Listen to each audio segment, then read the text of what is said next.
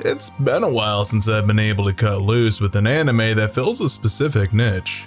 And that niche is the cute quota of high school girls nerding out, so very reminiscent of many KyoAni properties in days past. That is to say, slice of life is the topic today, so my hype levels are appropriately dialed back.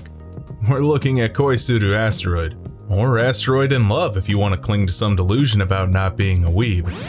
I don't know what it is about this tried and tested formula of a club centered around specific activities that attracts charismatic characters around it like a black hole with interstellar space dust, and jettisoning out lesbian undertones as the metaphorical relativistic jets in the word picture I'm painting.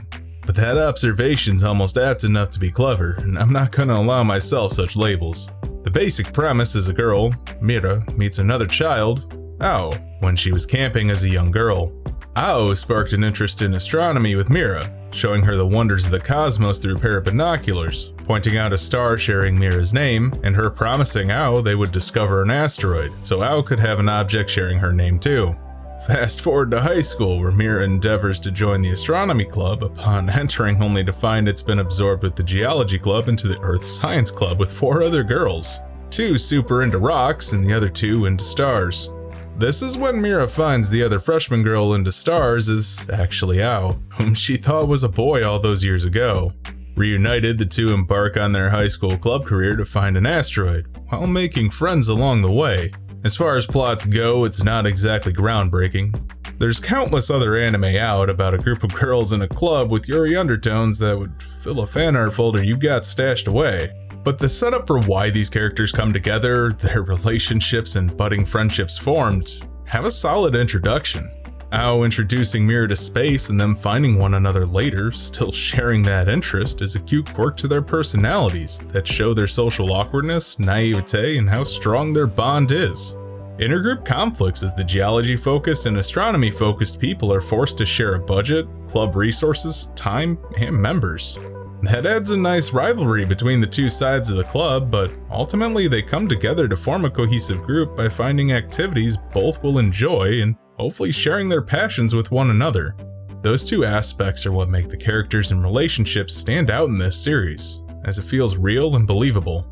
No one wants their club to fall apart, so they're willing to break from the norm and engage with activities outside their comfort zone. Though this series, and manga writers in general since that's what this series is based off of, can't seem to distinguish between close female friendships and romantic feelings, as either is conveyed with copious amounts of blushing, dates, hand-holding, and late-night phone calls. I do have to say, if there's a series that justifies Yuri, it would be this one, as it's clear Mira had a crush on Ao before finding out she was a girl, and those feelings still reside even after finding out the truth. Her secret scandalous comic sort of gives that game away. So on its plot, I've got no problem telling slice of life fans to check this out as it's very character driven. Most franchises in this vein are comfortable just slapping a comedy label on it and skipping the group's formative phase. But this series took its time to illustrate that, through establishing relationships and dynamics in the first few episodes, endearing viewers to both aspects. Animation, though, is where this show takes a step above its peers. The attention to movement like hair fluttering in the wind or how the camera moves between two characters on opposite sides of the frame, zooming off into the distance gives the series such artistic scope to sell scenes. These sort of moments are what stick in viewers' minds when watching, as defining the series so that later down the line it'll come back to you, possibly calling for a revisit. And while the framing and animation itself is good at its highs, characters are always moving, reacting, and rarely static for too long on screen. And what that tells me is the studio cared about its work to make this feel as alive as possible. But what else do you expect from Doga Kobo?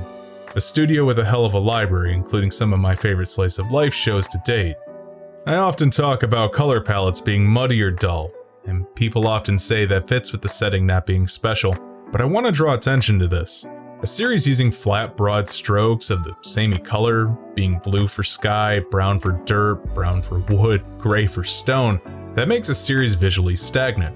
When looking at color or animation, doing something to make your series feel more alive visually is sometimes as easy as varying your background colors, or giving more depth to characters in a scene besides base coat highlights and shadows.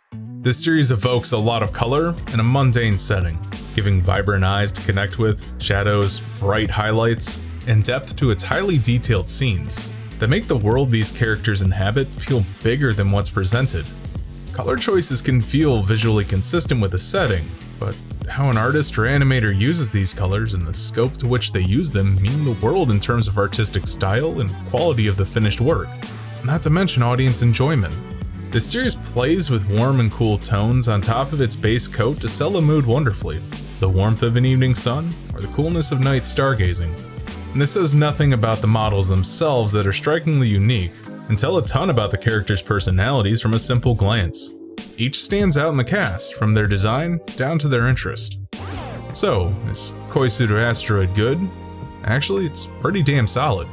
It's a pure slice of life series with some obvious Yuri bait, sure, but it still has some nice, fluffy characters spending their time together in a productive way that I enjoy watching, because I'm invested in them and their lives.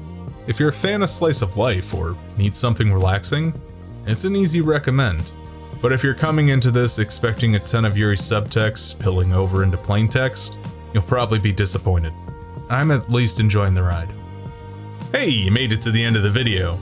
Don't forget to like, comment, subscribe, and do all the other YouTube stuff to help the channel grow.